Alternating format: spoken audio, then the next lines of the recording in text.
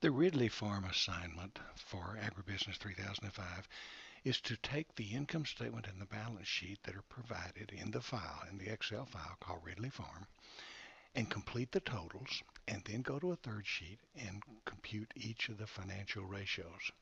All of this should be done for the year 2014. Now, when you're doing the assignment, you cannot put numbers in the cells. They must be Excel formulas. This is something I want you to learn. I want you to learn how to link things and create the formulas that will compute the financial measures.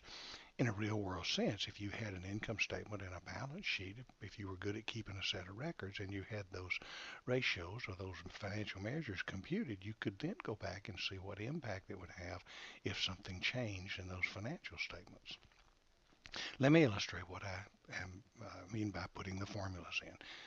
When you open the Ridley Farm Excel file, the income statement will be on one page, the balance sheet will be on another page, and the financial ratios are on another. Right? On the income statement, the balance sheet, I've got all the numbers, the values in, but I don't have the totals, and the totals are in boxes. So what you'll do for total revenue right here, you're simply going to sum these numbers. Now you could do that several ways. You could type equals sum, open parentheses, and tell it what sells. But the easiest way to do those sums is to put the cursor there and use that little auto sum button right there.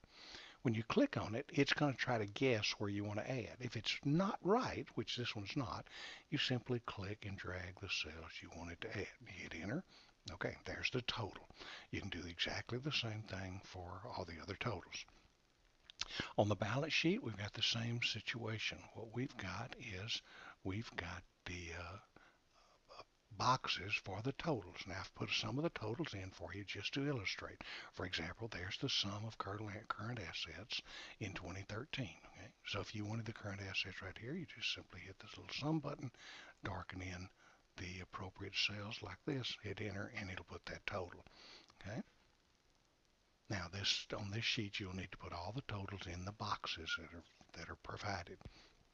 Notice at the bottom I've given you the opportunity cost of unpaid family labor of 35,000.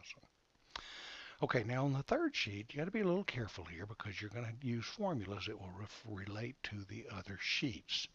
So for example, if you were going to do the acid test right here, now you know that is cash plus accounts receivable divided by current liabilities.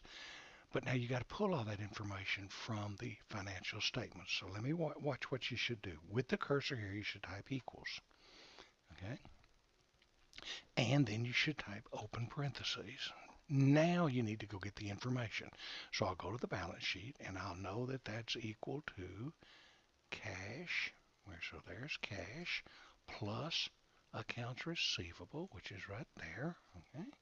And then I want to divide that by total current liabilities, which would be that cell right there. Okay? But I don't have a total there. And then when I hit enter, it'll give me that result. Okay? Of course, it's not going to give me that result right now because I don't have a value into that current uh, liabilities. So in all these ratios, what you should probably do is put the cursor here and type the equal sign and then go find the information. Like when you're doing the return on assets, you're going to go equal and you got to go back to the income statement and get your net farm income and add the interest and then subtract the opportunity cost and then divide by average total assets. So be careful when you make the links. It's really not difficult at all, except that when you start a formula, you want to start it on this page and then go back and begin. You can't put the cursor here and then go back to the balance sheet and then type the equal sign. That won't work because it confuses the spreadsheet. Same thing about if the formula has to have something in parentheses, you're gonna type the equal sign here and in parentheses, and now you're gonna go get the information. And once you get started in the formula, you can close the parentheses anywhere. It doesn't matter.